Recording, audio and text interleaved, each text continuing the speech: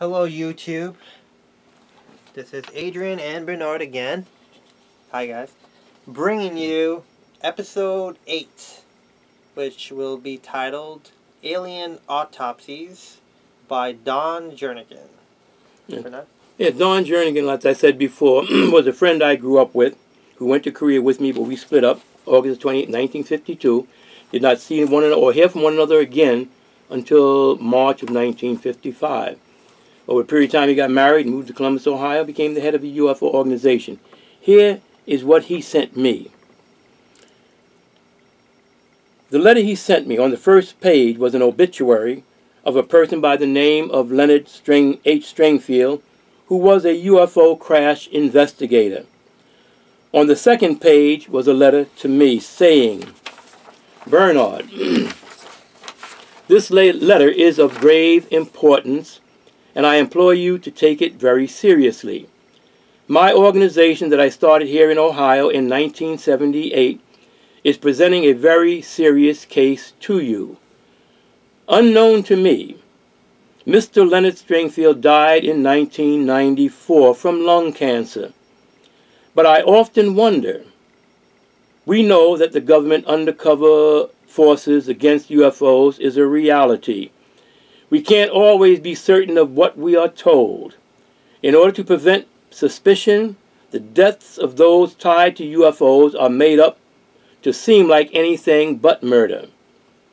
I learned that my own organization was taken seriously by the cover-up forces until they learned that I, an African American, had started it. And when we began to get a lot of publicity in the newspapers, they began watching us, and have been ever since. So pay careful attention to my article, which is titled, The Roswell Photos. He goes on to say, it was August of 1979 when I received an unexpected call from Mr. Leonard Stingfield, a well-known UFO researcher. My organization was a year old at the time, and I was somewhat surprised he knew about us. Perhaps we were chosen, because most of the larger and long-established organizations had already been infiltrated by the CIA and FBI. The point of such infiltration was to discover what sensitive information had been obtained concerning UFO incidents and physical evidence that would strongly support a suspected government cover-up. He said that talking by phone could be dangerous, and that I should come to his home, which was just outside of a major Ohio city. He also asked that I carefully select a few researchers within my organization that I could truly trust, and bring them along. He obviously needed more than one witness for whatever he had to show us. I intentionally kept the size of P.I.C, Phenomenon Investigation Committee, small, that was his organization's name, small as far as researchers were concerned, because of federal infiltration. We left Columbus early Saturday morning, and there were 5 of us, 3 men and 2 women. What should have been a 2-hour drive became more, as his home was in a secluded area and we got lost. Finally arriving, we could see that he was concerned about our delay, and was outside of his home waiting for us. He greeted us with a warm smile of relief, and quickly led us into the large house, while nervously glancing around the surrounding area. After introducing us to his wife, who appeared tense, he asked us to sit and wait while he left the room. In a short period of time, he returned with a large brown briefcase, and proceeded to unlock it. While doing so, he made little conversation except to say that he feared for the safety of his wife and himself, and needed to share this information in the event something happened to them. We then looked at one another thinking, what are we getting ourselves into? He went on to say that this data has been locked in his safe ever since 1952, but would not reveal how he obtained it. Finally, removing the contents from the briefcase, he momentarily hesitated, then said, I hope you realize that when you see this, it might place you also in danger. So you can back out now, and I'll understand. If what he had to show us was that important, then we were willing to take the risk that comes with the territory. I didn't know what feelings the others had in my group. I could only speak for myself. I knew that in spite of my inner fear, nothing could match my desire to know the truth. It seemed that all of us felt the same, so I voiced our approval. We could hardly believe our eyes when he produced 13 large color photographs of autopsies being performed on bodies that were obviously not human. These were alien bodies that were recovered from the first proven crash of an alien craft that occurred on a farmer's property in Roswell, New Mexico in July of 1947. The photos had small numbers and codes printed on them at the extreme top and bottom and were very clear. Along with the photos was a 5-page copy of the autopsy report with the signatures of the military doctors who performed the examination. It was then that we began to understand and share his feelings. Again, he would not reveal the source of these photos and documents. Here is what was in the reports dealing with the aliens. Height, approximately 46 inches. Weight, 72 to 80 pounds. Body hair, none. Color of skin, pinkish gray. Skin texture, inconsistent smooth and rough areas. Head skull, larger than human in proportion to the torso. Head skull shape, similar to human with more extreme angles. Ears, no earlobes, only the opening for the ear canal. Eyes, very large and almond-shaped. Eyebrows, none. Nose, humanoid, but with small openings. Mouth, small, but no teeth or lips. Throat, no larynx, trachea, or recognizable esophagus. Neck, very slender with extended length. Chest, no heart, but an unfamiliar organ pumping a fluid through the system, which was not similar to blood, as it had no red or white cells. No respiratory system. Stomach, no digestive system, no rectum. Hands, 4-digit, 3 fingers and a thumb, longer than a human in proportion. Feet, no toes. Brain, a middle lobe separating the right and the left lobes.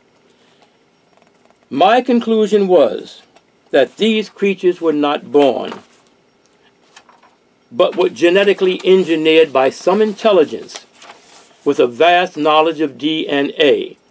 They seemed to live through some chemical process and were designed to perform specific functions. They would have no distractions such as sex or food, and the dependence of a special environment in which to live. Someone out there has not only the secret of creating artificial life, but in many different forms. I felt humbled. That was what he wrote to me. That was the end of that. But when I emailed this out to, I had about 80 some odd contacts, and I emailed it all out to them. Somehow, somebody in that group emailed this to Stanton Friedman, a well-known researcher, a physics, what do you call him? A nuclear physicist. Well, popular in that field. He's been in all kind of TV shows on History Channel and many documentaries, and he's a part of the Disclosure Project, and he's easily can be found on Google and YouTube.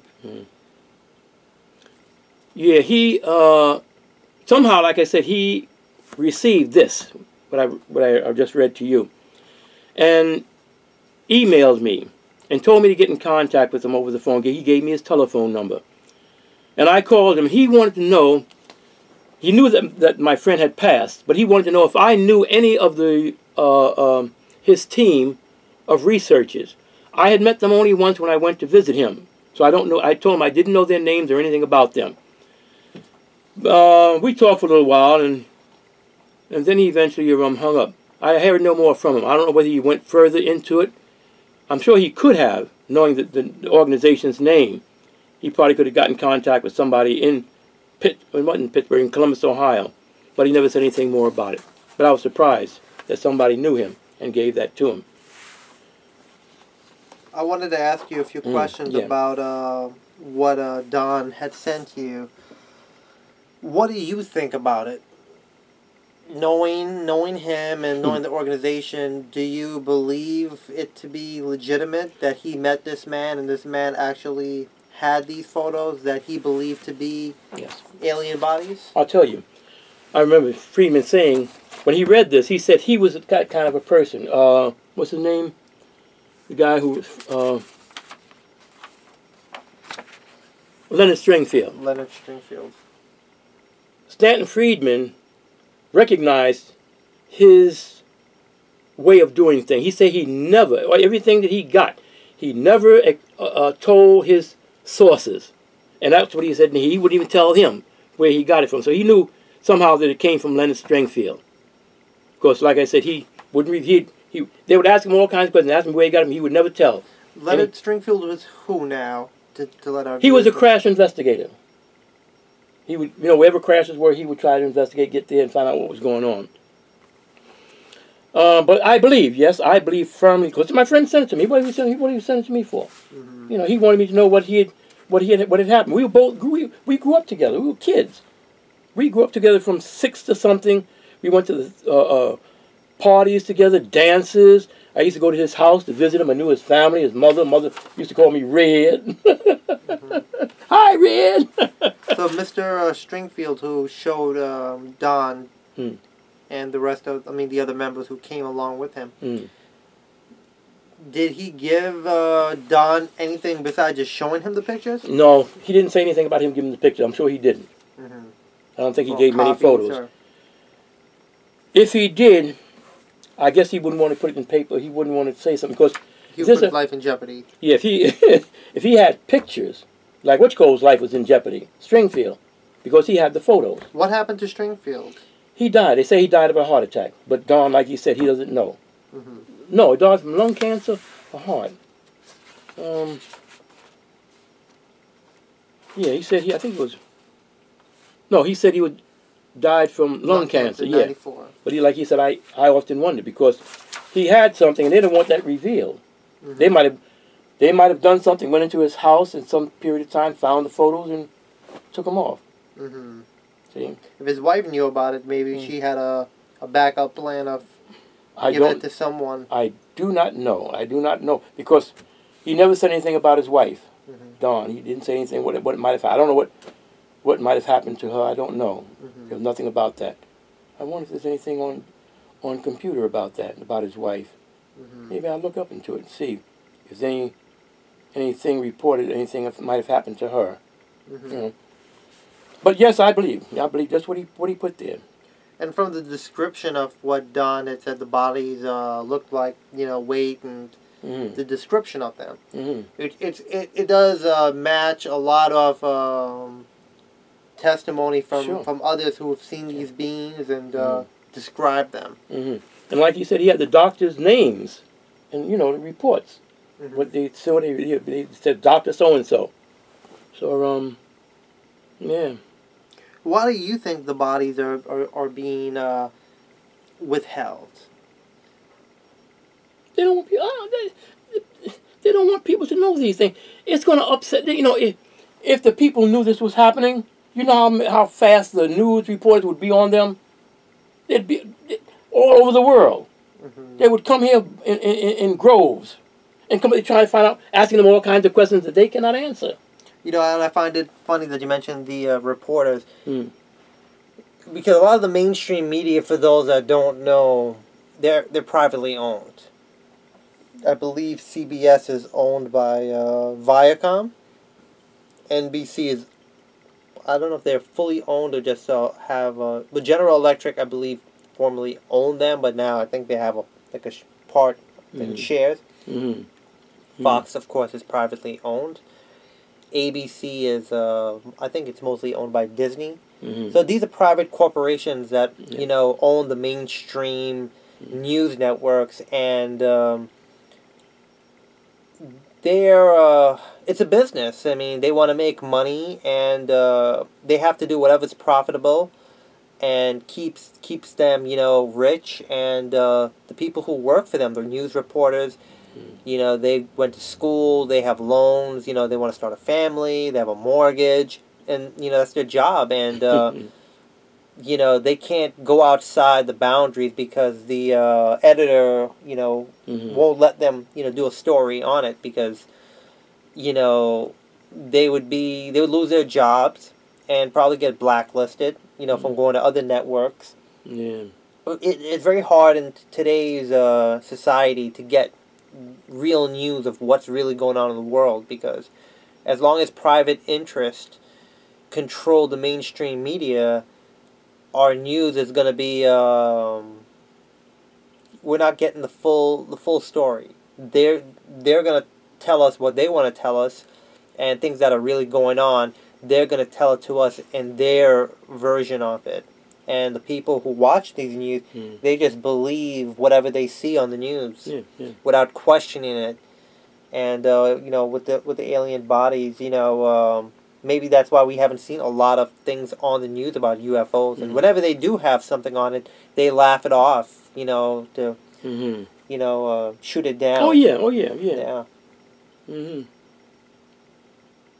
But I mean, back to what we were talking about, the bodies. I mean, the description matches a lot of people who've claimed to see these beings, these gray beings, and you know, I believe, you know, it could be, you know, what Don had got from this gentleman. It could be possibly true, and it would really be something that, you know, if the people really knew about this and it wasn't being suppressed, you know, we could all benefit from knowing about, you know, our extraterrestrial brothers and sisters, and new forms of energy would come about. You know. Yeah, you know, they're flying space. They don't use no fuel. I mean, the oil companies. I mean, it's a $1 trillion business, and to know that someone's coming along that, you know, I mean, they do have free energy. You know, people who've come out with it, you know, they've been shut down, you know, threatened, beaten, or killed, you know, having free natural energy. But, you know, it all comes back to the monetary system. You know, those who control the money, who issued the money, who control that, you know, they control everything. They control the corporations, because the corporations are in to get money. And, you know, the banks, the private banks, the powers that be, the ones who control the monetary system, they control the corporations and the governments. So I mean, they call the shots, you know, and anything that gets in their way will, you know, be taken care of. Couldn't have said it better. Yeah. So what else, you know, just looking at this, you know, what else sparks your mind when you read some of this? Well, everything that you said. I mean, it's control. They don't want these things to be known. But here is a list of names. All you have to do is go to your computers, not hard, just sit down, YouTube these. I hope it comes out clearly. YouTube them, write it in on YouTube, or Google it. All these people here. You know what? Does it come out good? I'm going to need something. To hold it up?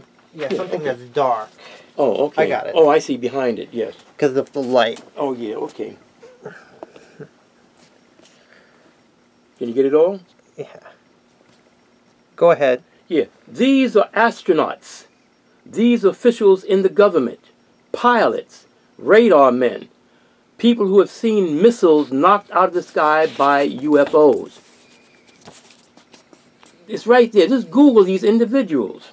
They will tell you. I'm nobody. These are astronauts. These are people who are flying through space. They will tell you what's going on. You're not going to get it from the news media. Listen to these individuals. They want to reveal it to the public.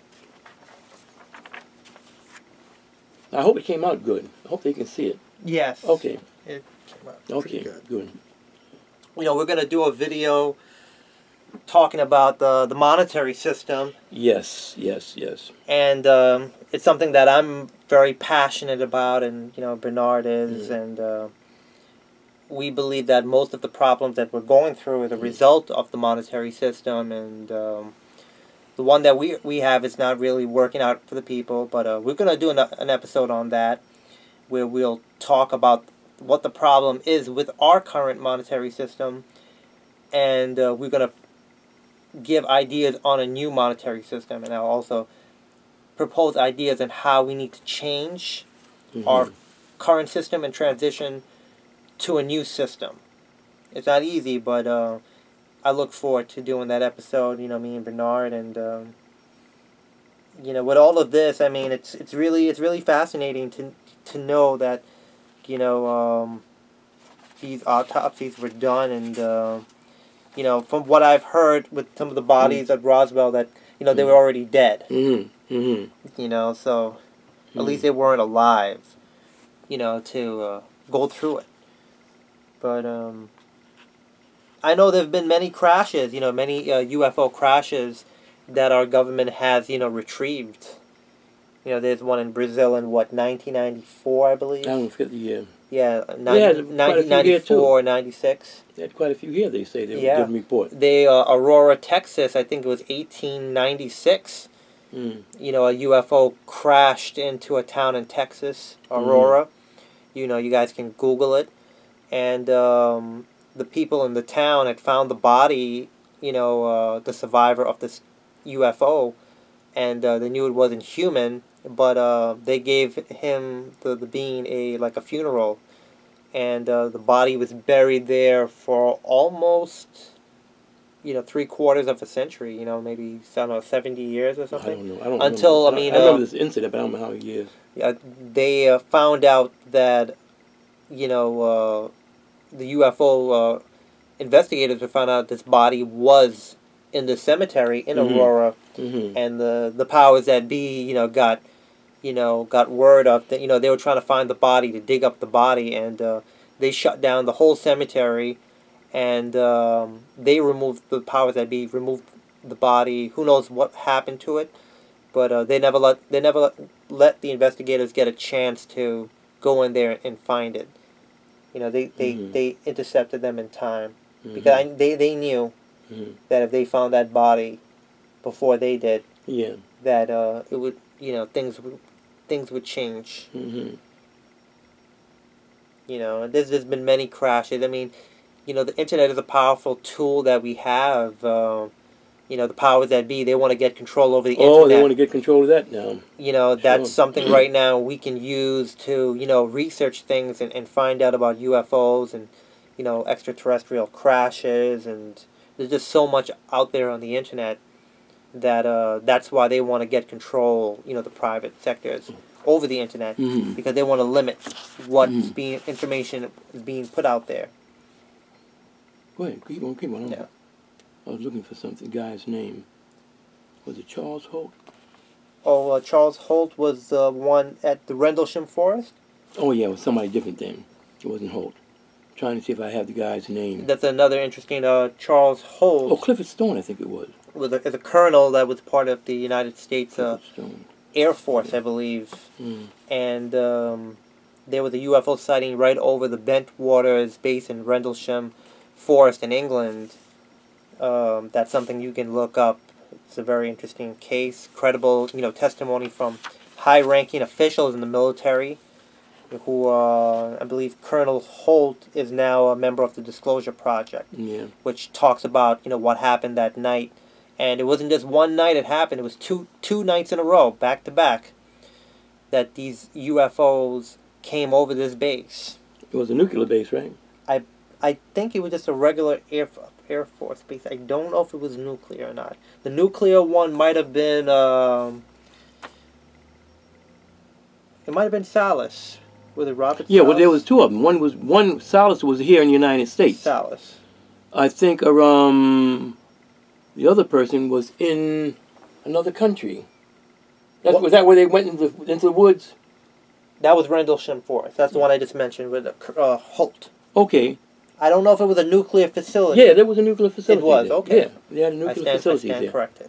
I think I'm right. Yeah, they had nuclear facilities there. And I think there was one in Montana. I think that was where Salis was. Yes, where the nuclear warheads were shut down, and at the same time we were shut down, there was sightings outside of the base that was a UFO hovering over the base. The same thing was said with Gordon Cooper. He had mentioned something about that as well, that he had a sighting of a UFO landing on a dry lake bed? Oh, yes, yes. But he, even before he was an astronaut, he said that they used to have flights over Europe. He was a fighter pilot before he became an astronaut. And he says that they would fly over in Europe, and they would see hundreds and hundreds of these crafts way up above their planes. Their planes couldn't go that high. I think I might have mentioned this before. Yes. Yeah, okay, I won't mention it again. But there's just so much, a testimony, what the information that we gave you guys on this sheet, to look up. I mean, it's really something, with this, and we're gonna do so many episodes on a lot of different subjects and just have open talk, me and Bernard. Alien abductions. This has been going on for a long time. Betty and Barney Hill and Travis Walton and a lot of famous people. Yeah, I want to tell you something later on when we get a chance about the virgin birth. And we'll definitely get to that as well. Okay, Sam. But any last words on Mr. Don Jernigan? No, that was it. And, that was it. I mean, it's really fascinating, and who's to know what else that that he had found in his organization. Yeah. That we don't have. Maybe some of his other members of the organization, still have some of his records. I don't know if you know about that. I don't know. How do you know how many members he had? I don't know. He didn't have a very large. He might have had about 7 or 8 people. 7 to 8 people. Yeah. He didn't have a very large group. Well, if we get any more information about it, we'll do an update video and let you guys know, what's what. But any last words? Are you finished now? Yeah. Oh, no more? I'm done. Any last words you have for the viewers? Well, I would like for you to Google what is called secret structures on the moon. And I will tell you that what I had learned in the 60s concerning what is on the moon and now what they have found out. And we'll do another episode on that. That'll be episode 9, I think. So look forward to that. And as always, please leave us some comments, questions. We'd love to hear from you guys. And if you can, share this video with your friends and forward it to as many people as you can. The more people that know about this, it can spread. You send it to, let's say, 10 people, and maybe 1 out of the 10 people send it out, and, it just spreads. And even those that might not really look into it or might not think anything of it, when these things start coming out, they'll remember it. That, oh yes, we know, we got an email and I saw a video on YouTube once, and they'll know where to go back to find out more information. But that wraps up our episode. Thank you for watching, and bye-bye. Take care.